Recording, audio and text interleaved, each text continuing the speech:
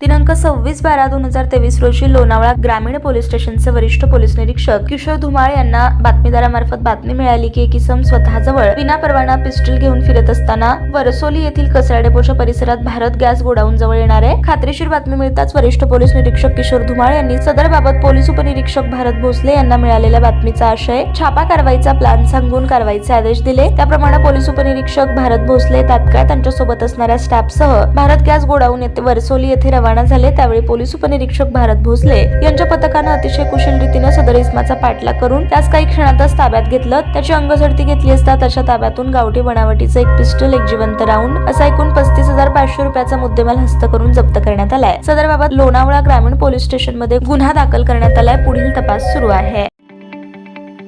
ताज्या बातम्या पाहण्यासाठी प्राईम महाराष्ट्र न्यूज चॅनलला सबस्क्राईब करा।